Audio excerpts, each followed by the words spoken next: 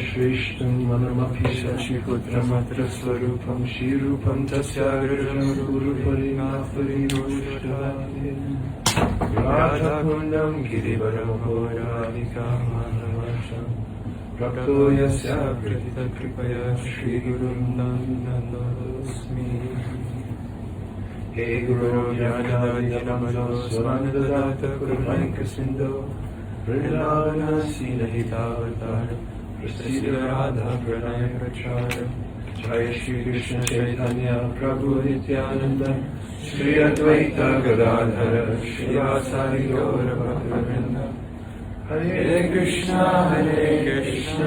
Krishna Krishna Hare Hare Hare Rama Rama Rama Hare Hare.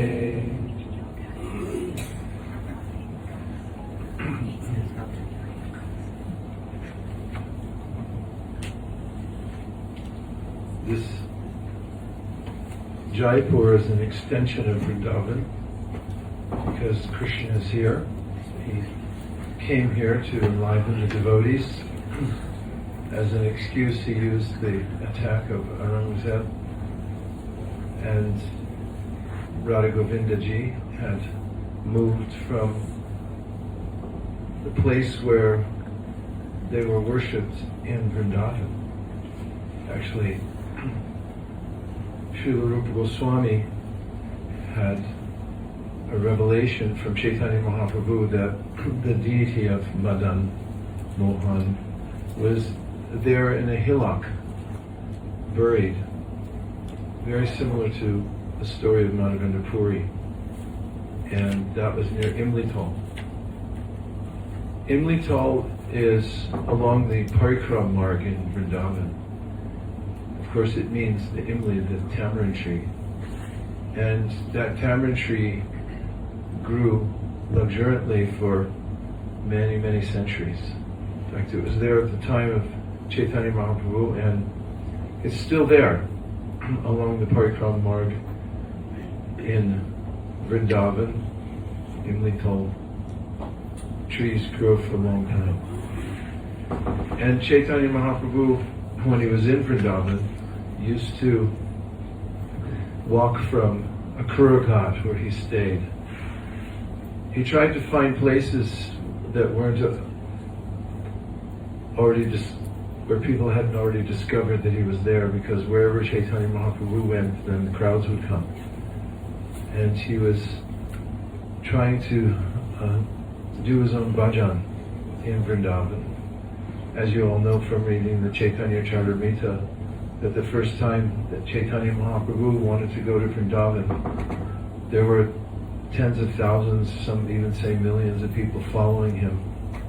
That's the time when he met with Rupa and Sanātana the first time, and he had initiated them. And that was in Bengal. And then Sanātana Goswāmī had suggested to Sri Caitanya Mahāprabhu that he not go to Vrindavan at that time because so many people were following behind him, and said, Vrindavan is a quiet village, you don't want to take so many people along. So it wasn't for some time. He followed that advice of Sanātana Goswāmī, and brought it up later when Jagadananda had given free advice. Jagadananda was just a young devotee, and he had advised Sanātana Goswāmī, much to the dislike of Caitanya Mahāprabhu, who said, this Jagat is just a little boy. Why is he giving you advice? Sanātana, you're like his spiritual master. In any case, Caitanya Mahāprabhu had tried to leave Jagannath Puri to go to Vrindavan for many years, but his devotees, fearing separation from him, had made excuses why he shouldn't go at certain times, and that carried out for 2 years. And finally Mahaprabhu begged from his devotees, because as you know, Krishna is so fond of his devotees that it is said that he's controlled by them. Stanestita shrutigatam tanuvan manogadhiye prayaso jidda jito pyasitaistri lokam. Brahma says that the Ajita, Krishna, he's unconquerable, but he becomes conquered by the love of his devotees. And we see that in the Caitanya-caritāmṛta, when the devotees kept making excuses why Caitanya Mahāprabhu shouldn't go to Vrindavan at a certain time, delaying and delaying. And finally he said, no, now I really want to go. And all the devotees had volunteered to go with him, but he said, no, I need to go with a new person, because if I select from any of my devotees here, then somebody will be upset that they didn't get selected. In any case, when Mahaprabhu finally came to Vrindavan, he had repaired to the Akur Ghat and would walk from Akur Ghat to Imlital every day, which was a quiet place where that tree, the Imli tree, grew.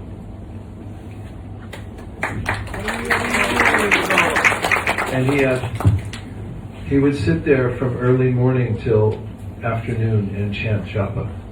It's a good indication of how important japa is. Caitanya Mahāprabhu did it himself. And so there in Vrindavan, Imli tall tree that's still there, you can still visit that place. So Caitanya Mahāprabhu had met with Rūpa Goswami in Prayag, and he had instructed him for some days there in the science of Krishna consciousness.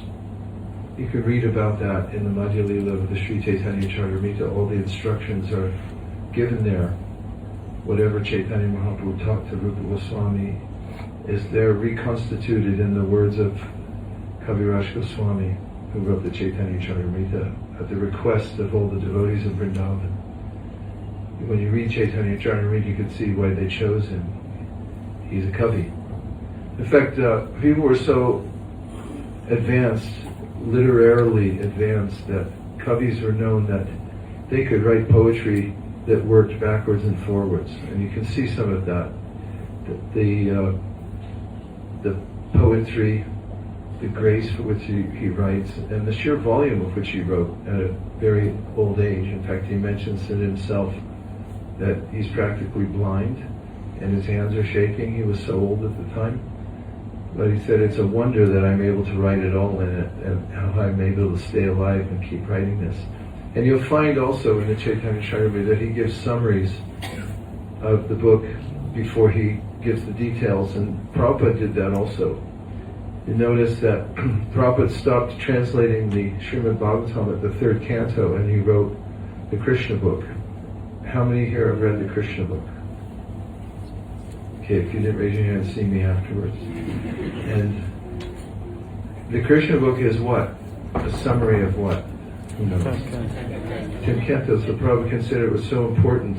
His mission of presenting the Bhagavatam to the world, which he talked about when he was on the Jaladuta, he said, and he quoted from Bhagavatam itself, Shrinvatam Svakata Krishna Punya Shravana Kirtana Hridyata Stil Havadrani Vidunoti Surit Satam Ashtaprayeshu Bhadreshu Nityam Bhagavata Sevaya Bhagavatyuttama Shloke Bhaktir Bhavati Naishtiki Tada Rajastamo Bhava Kamalovare Chaitahir Navidam Stitam Sattve Sidati Evam Prasanna Manaso Bhagavat Bhakti Yogata Bhagavat Tattva Vijnanam Mukta Samtasya Jayate Vidyate Hridaya Grantischa Jante Sarva Samshaya Shiyante Chasya Karmani Dishya Eva Manishvare.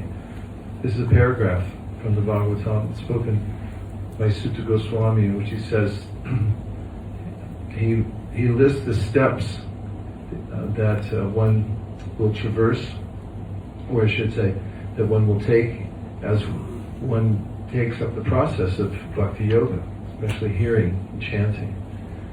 And it culminates in full God consciousness. So Prabhupada wanted the Bhagavatam, but then he wasn't sure if he'd finish. He had already had a couple of heart attacks on the Jaladuta, and he was in poor health, just like Kaviraj Goswami. And therefore he wrote that summary. And you find that Kaviraj Goswami writes summaries so that in case he wasn't able to finish, then at least you get the gist of the story and the teachings of Lord Caitanya Mahāprabhu. So in that is a very important section of teachings of Lord Caitanya to Rupa Goswami. And as most of you know, Mahaprabhu's teachings to him, he used metaphor. Does anybody remember what specific metaphor he used to teach Rupa Goswami about devotional service and the soul? You didn't know there were going to be quizzes during this thing? Yes, Devavrata Prabhu. He's a ringer, so don't mind.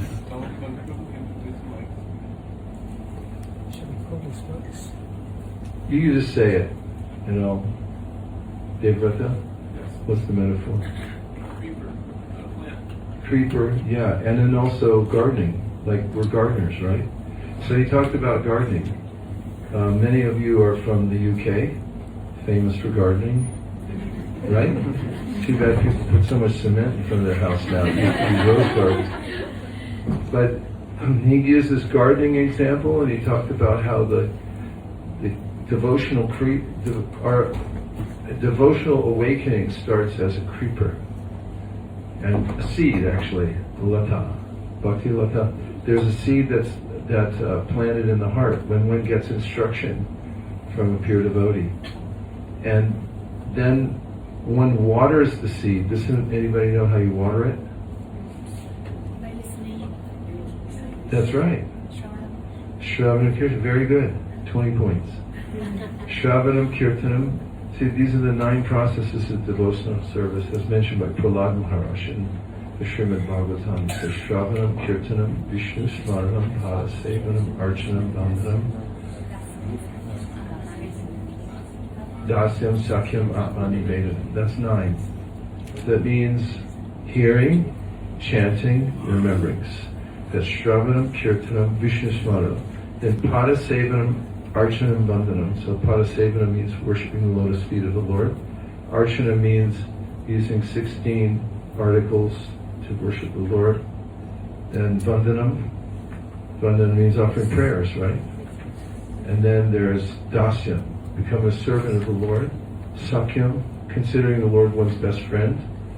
And Atmani Vedanam, which means surrendering everything to the Lord, body, mind, and soul. So those items are there. And in the beginning, when one hears about Krishna from a pure devotee, then that plants the seed within the heart, and then you water the seed, continuing the metaphor, with what's called Shravanadi. Everyone say Shravana? Shravana. And Adi. Adi in Sanskrit means etc. So Shravana means and Adi means etc. So that means there's hearing, which is the primary means, hearing and then chanting, and then etc. Tannama Rupa Charitari Sikirtananu Smrityo Kramena Rasanama Dasini Yoja Tishtan Braje Tan Anuragi Jananagami Kalam Nyayeda Kilamiti Padesha Saram. That's Rūpa Goswami. Do you know where that's from? For 20 more points, and no people from my own. Where that verse comes from? I'm thinking of it right now, and if you can tell what's in my mind, then you can guess it. I'm thinking really hard, so you should be able to get it. That's right. Somebody's good at reading minds.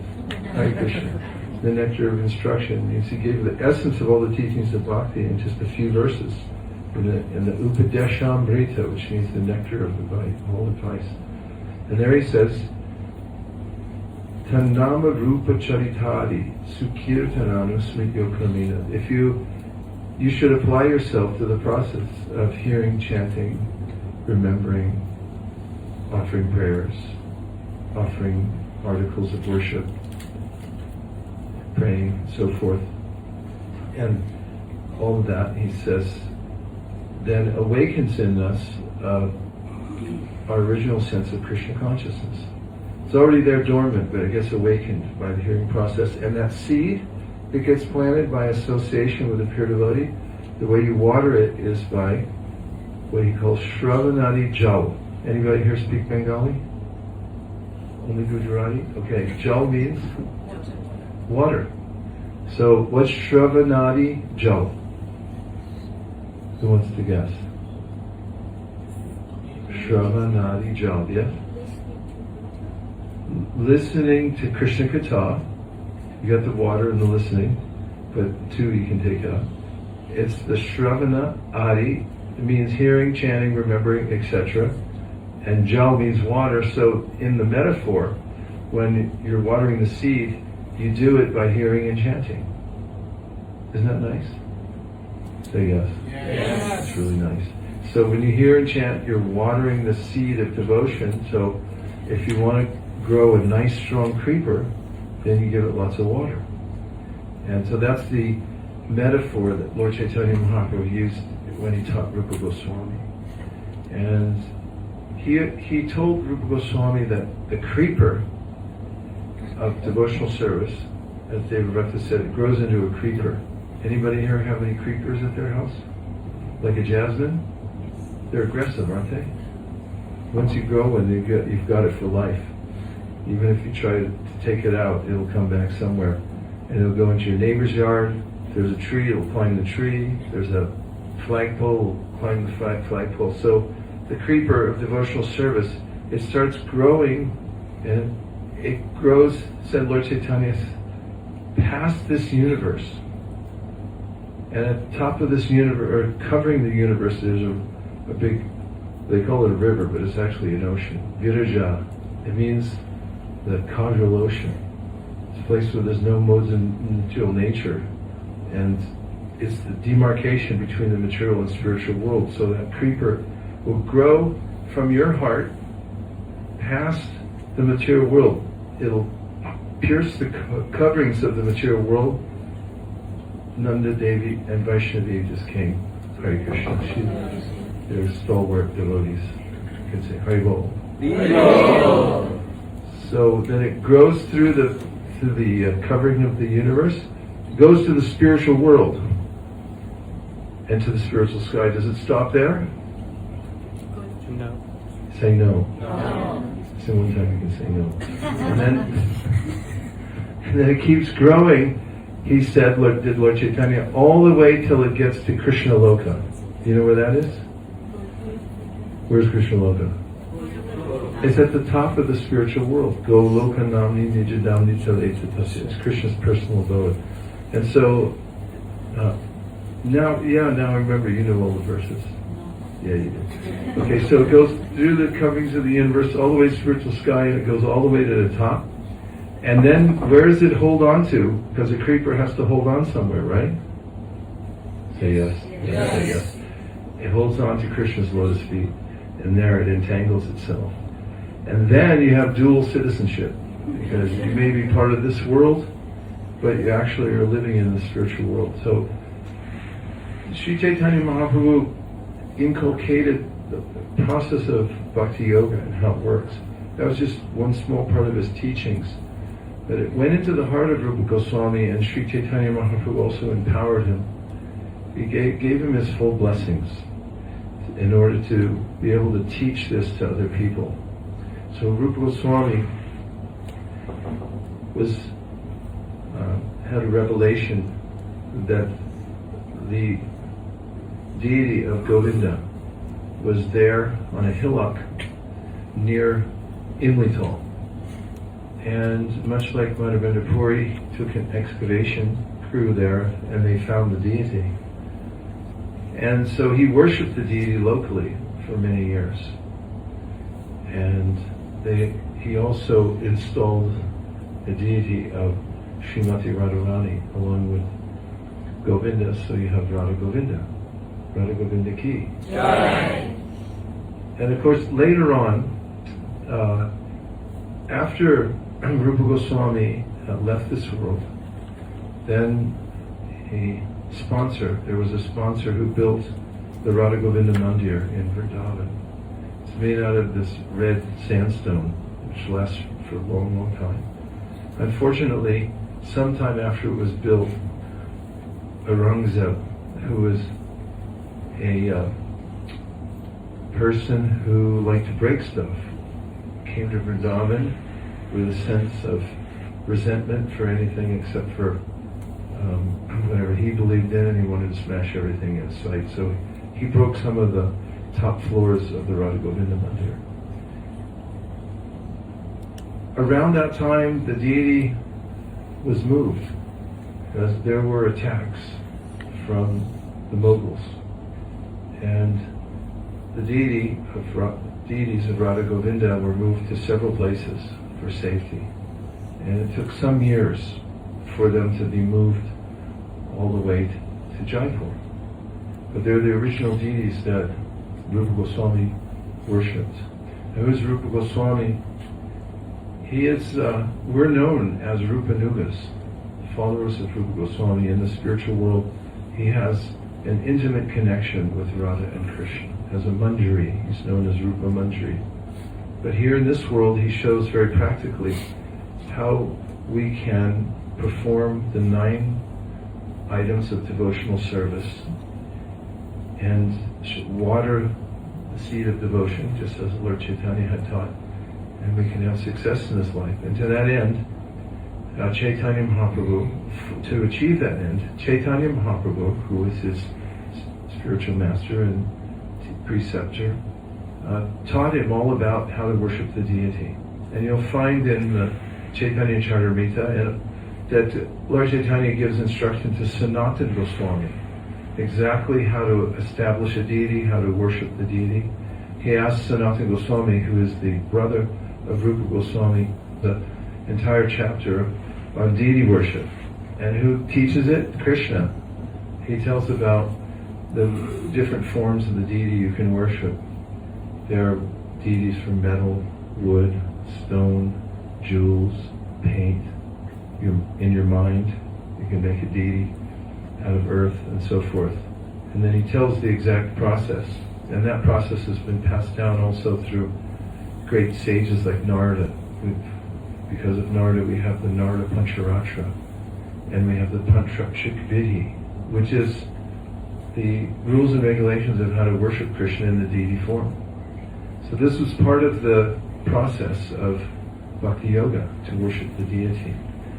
And Rūpa Goswami worshipped Shri Radha Govinda according to the instructions of Sri Caitanya Mahāprabhu. And here in Jaipur, they still follow that system. And so it's part of our Gaudiya family tradition to come here and see Shri Radha Govinda and remember Rūpa Goswami. Rūpa Goswami was became well known by all the associates of Sri Caitanya Mahāprabhu. Some of the most famous associates of Caitanya Mahāprabhu, one of them was Swarup Damodar. Swarup Damodar was a sannyasi, but he didn't put on the external trappings of a sannyasi. He stayed like a brahmachari, even though he took sannyas, kept his brahmachari name, kept his brahmachari dress. He was one of the most intimate associates of Caitanya Mahāprabhu. In fact, people said that they were equal spiritually. And then there's Ramananda Roy. Ramananda Roy was a governor of Madras. And Caitanya Mahāprabhu met him on the advice of Sarvabhaumacharya, who's another one of Caitanya Mahāprabhu's intimate associates, whom he met in Jagannath Puri. And we'll have more time to talk about all these devotees and the ways in which they met Caitanya Mahāprabhu. But they were very famous. There was Sarvabhaumacharya, Swarup Damodar, Ramananda Roy, name some more. Jagannatha Pandit. So, Rūpa Goswami, you'll find in the Antya-lila of the Caitanya-caritāmṛta that one day in Jagannath Puri, Sri Caitanya Mahāprabhu came to the house of Haridas Thakur, and Rūpa Goswami was there at that time, and he had his associates with him, Sarvabhaumacharya, he had Swarup Damodar, and Ramananda Roy. And there may have been more, but those are the three main ones mentioned. These are such intimate associates of Caitanya Mahāprabhu that you'll find in the teachings of the Caitanya-caritāmṛta. When Mahaprabhu meets with Ramananda Roy, he interviews them and asks them questions about the most detailed parts of devotional service, and Ramananda Roy is the one who's answering. Of course, he's saying, you're speaking through me, you're asking me questions, acting like I'm a teacher, but actually you're the teacher, but you're making me speak. All these things. So at that time, Rupa Goswami had started writing a drama, and that drama was called Vidagdha Madhava. In the beginning, he wrote this drama about Vrindavan and how Krishna, the son of Nanda Maharaj, lives in Vrindavan. But then he also wanted to present how Krishna also lives outside of Vrindavan, because there's an important principle there of how Krishna and Radha and the devotees, they meet, and then sometimes they're also separated. And when Rupa Goswami was writing this, and incidentally, it took him at least 15 years to write this drama. And I'll tell you why in a minute. Or why we know about that timing in a minute. But when he was traveling to see Sri Caitanya Mahāprabhu in Jagannath Puri, he went to a town called Satyabhamapur. And if you've ever written a book or you're deeply absorbed in writing anything, you think about it a lot, right? Yes. Yes. And so he was thinking a lot about how to present Krishna, not just in Vrindavan, but also outside of Vrindavan. Where would outside of Vrindavan be, would you say?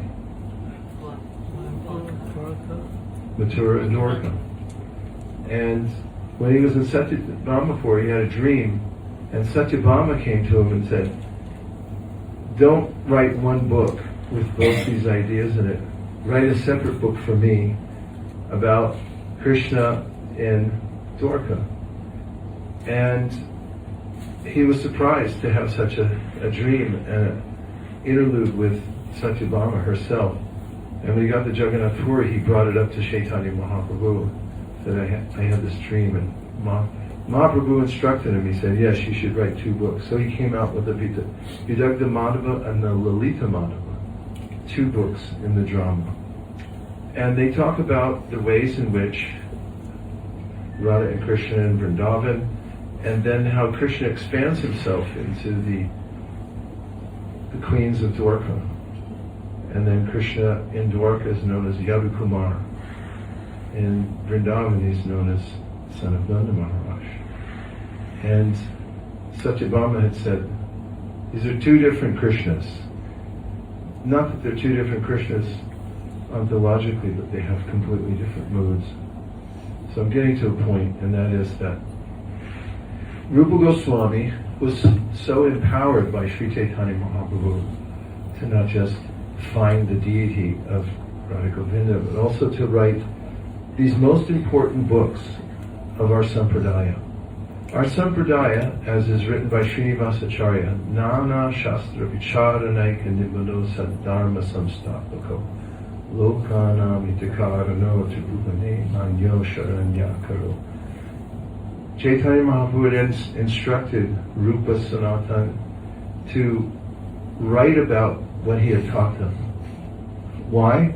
Lokanam Hitakarano Tribhuvane, which means to do good for all the people of the world. And people have different ideas about how to do good for others, and most of them are not very good ideas. There's a lot of good causes, but there's only one great cause, and that is to come to complete knowledge. This is mentioned, as you'll remember, in the 6th canto of the Srimad Bhagavatam. There are lots of stopgap measures in this world to try to stop suffering, to try to improve one's life. And if you go on YouTube nowadays, you'll find 50 million different ideas, and everyone's got a different idea about it, how to improve your life.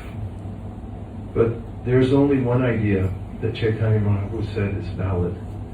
He said, Maya Mukta Jivera Nahi Swata Krishna Gyan. Jivera Kipaya Kula Krishna Veda Purana. Srila Vyasadeva has given the original teachings of the Vedas that have come down through Vedas, Upanishads, and he wrote the Vedanta Sutra to summarize all of them, the truths. The basic truth is there's a Supreme Personality of Godhead from whom everything else emanates. And he says, Janmanya Sayataha. Everybody else misses that in the world and in their philosophy. There's no clear idea of the personality of Godhead. So Vyasadeva compiled the Vedanta Sutra, which is the truth of all the Vedas and the Upanishads. And then his spiritual master, who's his spiritual master? Srila Vyasadeva. Correct. 20 points to all this section over here.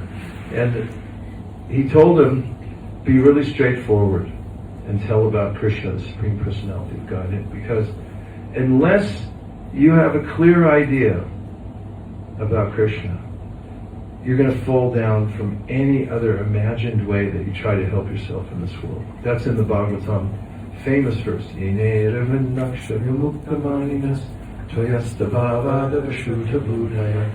Aruya Krishna Paramparam Tata.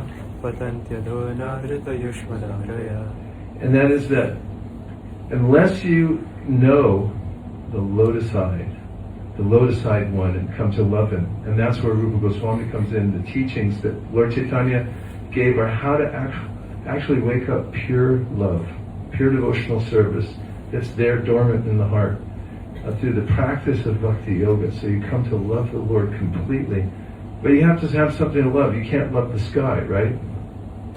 I mean, you can say it's a nice day, but that's about it. You can't fall in love with the sky. And this is the point that Narada makes to Srila Vyasadeva. And that last verse was the demigod speaking to Lord Krishna in the womb. But then he says, does Narada to his disciple Vyasadeva, that Naishkarmyam apyachuta pava varjitam nashobhate jnanam alam niranjanam kutak punastat, that unless you have the beautiful vision of the Supreme Personality of Godhead, that's why we're going to see Radha Govinda, right? Yes. We want to see the lotus eyes. And unless you have some feeling for Radha Govinda, it's called a Chuta Bhava. Everyone say a Chuta Bhava. There's lots of kind of bhava in this world. People develop emotion for their pets, yes or no? Yes. They, for family, for country. Yes. I don't know the British theme song, but I'll learn it when I get there and I'll sing it. I know the American one, I think, and the Canadian one. Oh, Canada. Plus there's fight songs from all the universities. Oh, my alma mater. Everybody's attached because it's the nature of the soul to be attached. So the point Caitanya Mahāprabhu is making is, all these other attachments, they're not going to help you. You have to have Achyuta Bhava. You have to have the attachment to Krishna. If you're not attached to Krishna, your attachment's going to get you what? Another birth in the material world. And you're going to end up searching again for something to be attached to, because it's the nature of the soul, to get attached to Krishna. So,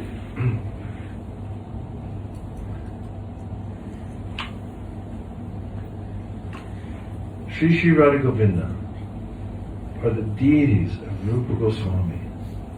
And Rūpa Goswāmī is the chief of our sampradaya. We're called Rūpānugas.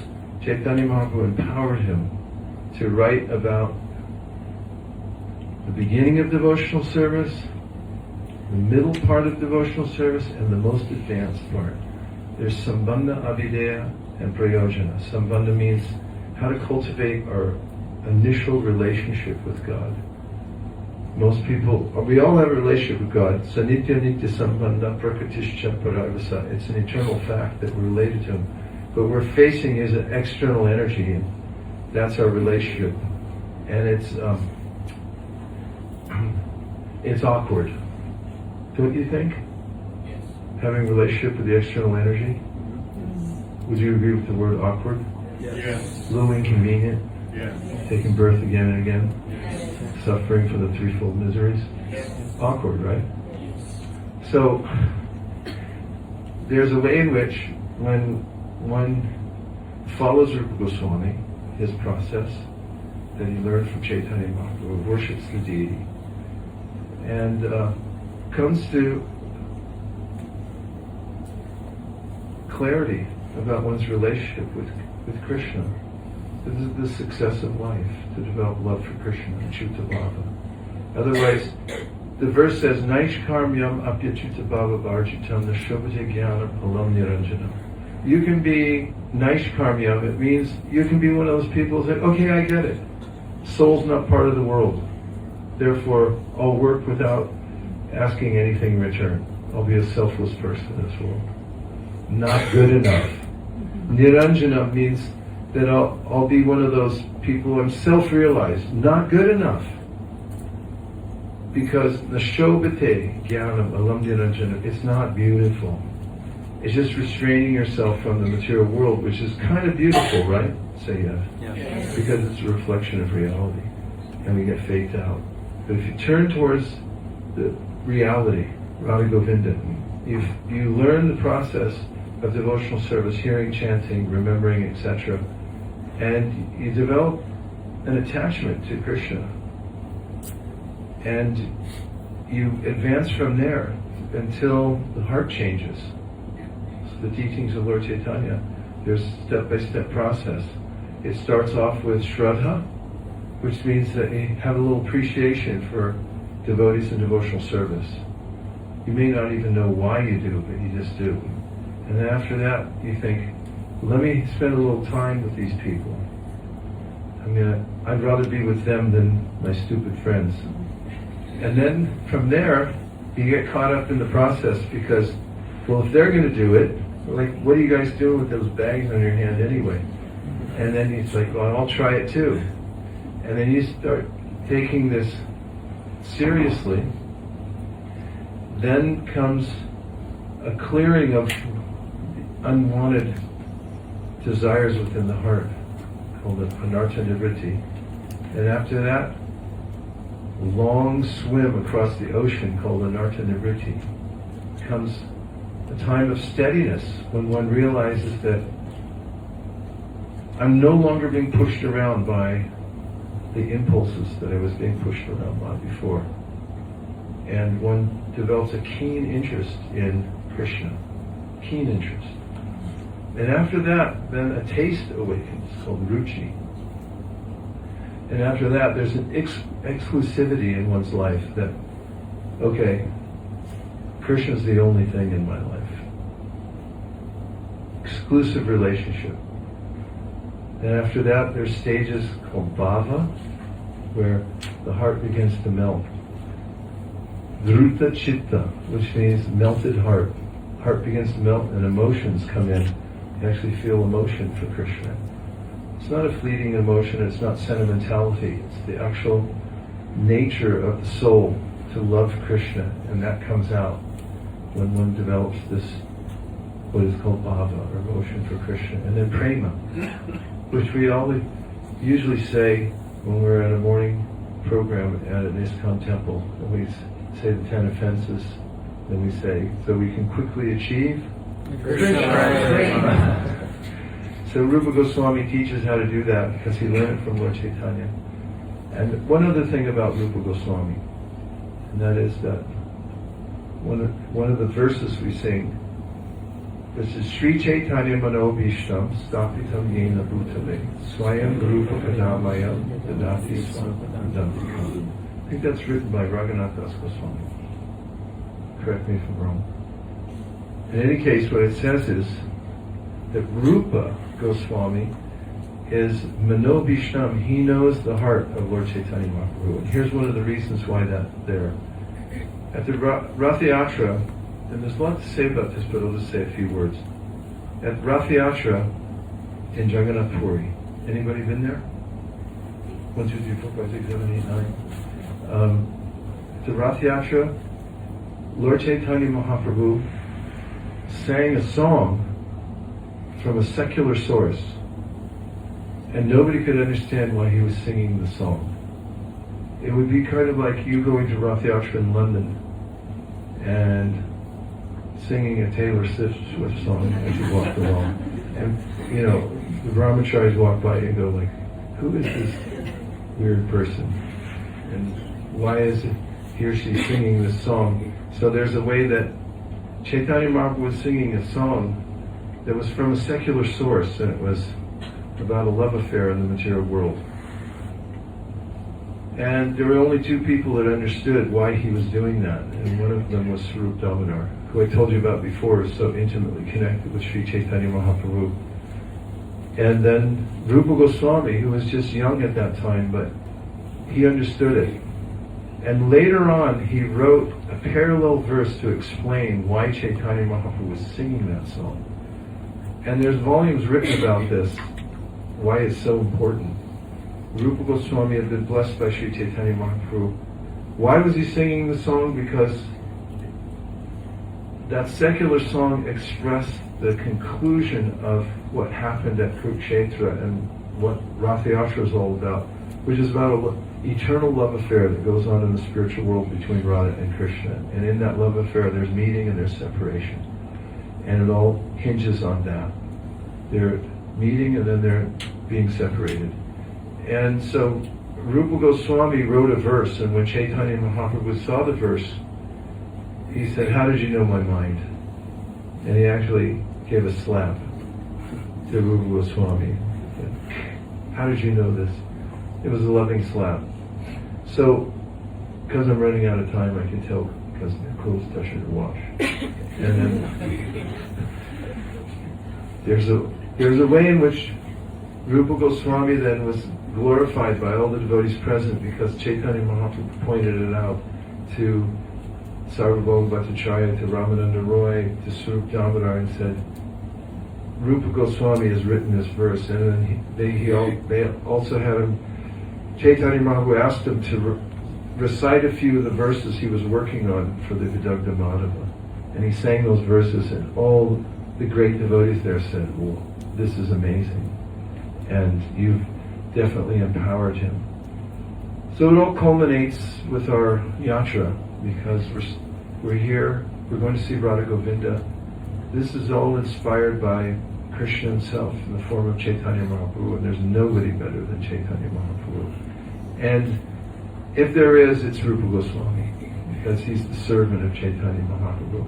And so we're in good hands, and we're going not just as tourists, or not just as people who come here and say, "Oh, we have to go to the temple," but this is our group. We are under Rūpa Goswami. We're under Caitanya Mahāprabhu, and these are the deities of Rūpa Goswami. So this is the time to go and really pray deeply, that please let me understand what Rūpa Goswami is teaching. And not just pray, but we have to read the Nectar of Devotion, and we have to read the Caitanya-caritāmṛta, the Bhagavad Gita, all the books. It's really important, because, anyway, I'll leave the because for later, because I really am out of time, I think. What? We'll sing a bhajan that was written by Rūpa Goswami. Would you like that? Yes.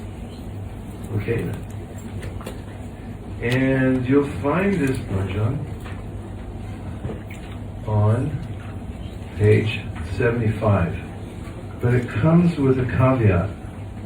When you hear this bhajan and the tune that goes with it, you won't be able to get it out of your head.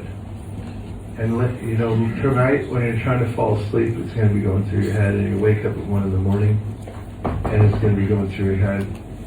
And after this yatra is over, if you have to go back somewhere, like to work, sorry to bring it up, you'll be walking down the hallway singing this song, and you won't get rid of it. So if you don't want that to happen, it's probably a good idea if you wait out there in the other room. Okay? Yes? Yes. We ran out of time? Could we would you like to do the demo after the versions? Do the what? The books. Oh, there's a demo. Well, that'll take 5 seconds. I'm going to teach you a method to distribute books here in Jaipur or anywhere else in India. It's so effective, I guarantee it. And if you don't have success. You have to use my method exactly for it to be guaranteed. And if you use it exactly, come on up here, Sudhir. You have all your stuff? Bring your gear. If you use the method and it doesn't work, don't worry, just let the book, I'll pay for it, and keep a tab. That goes for all time. You keep a running tab somewhere on a Google Doc for all the books you didn't sell using my technique, and I'll personally pay for them because this is guaranteed 100%. It'll work with everybody you meet here in Jaipur. Okay? Say yes. Yes. Okay, so here's how it works.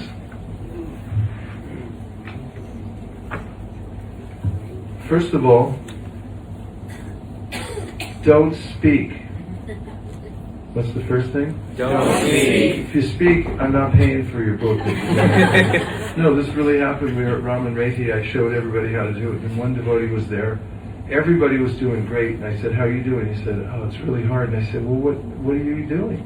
He said, "Well, I speak Hindi, so I'm telling everybody this." And I said, "That's why you blew it. Don't speak Hindi. Don't speak English. Don't say anything. Okay?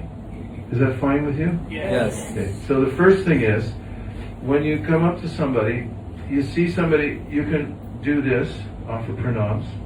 And also, it works in a wrist and it'll probably work here too. But if you have shoes that you can kick off when you're doing this, that helps. Yes? It's confirmed it works. It works here. Well, we did some on the way here too, and it seemed to be okay. So, kicking off your shoes is a thing that shows you're really serious and that you're doing something spiritual.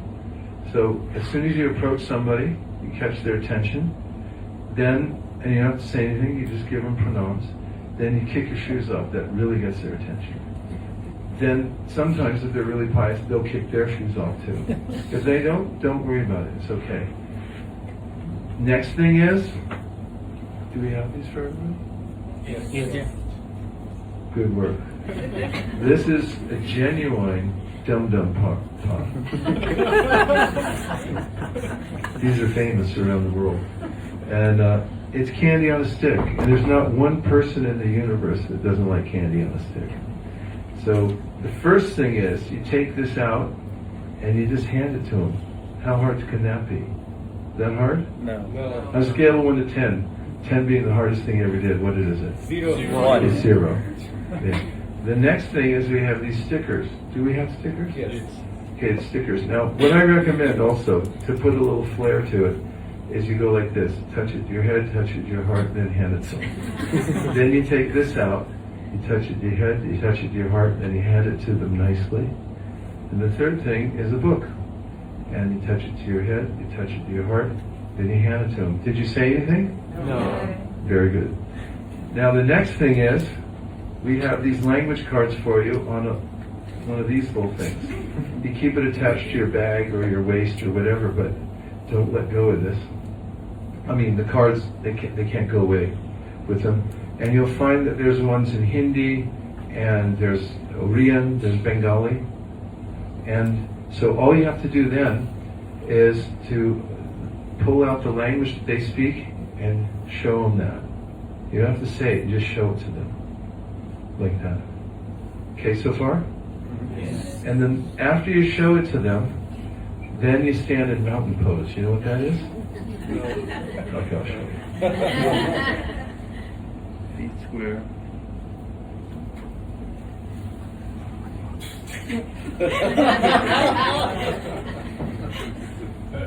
Do you say anything? No. Do you stand in mountain pose? Yes. Just stand there. And then what they'll do is they'll reach in, get a donation, ask their friend, get a donation, and if they don't have, they have a concerned look on their face, like they don't have anything, then you have this. This is what's it called?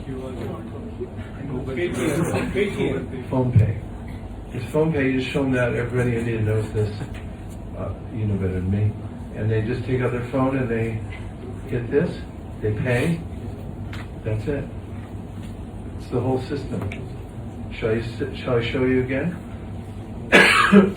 Yes. Yes.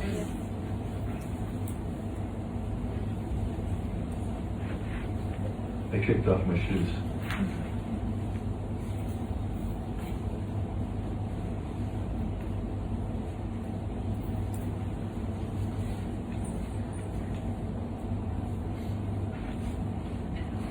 I got a room for you.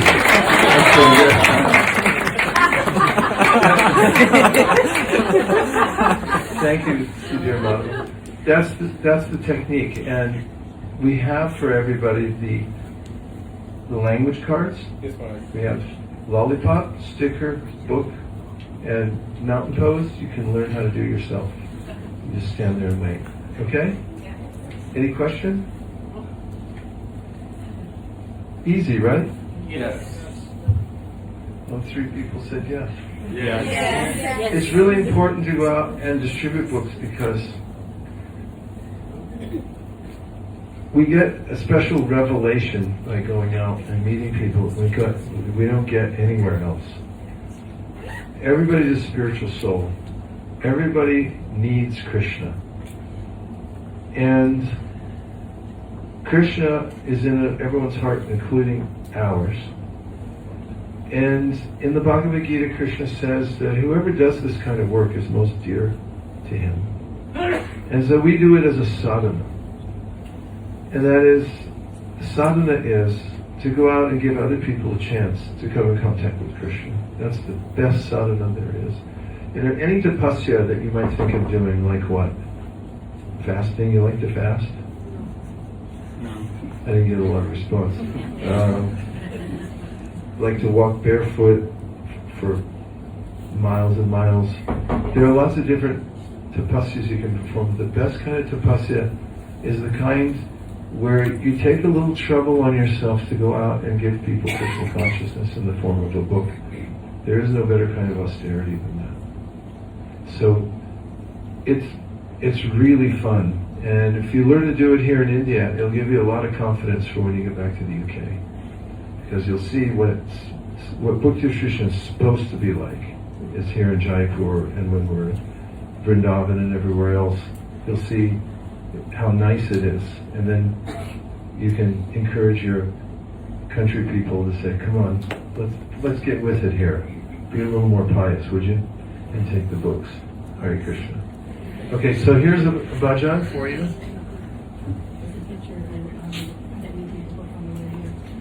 Oh really? Let me take a look. Yeah, that happened.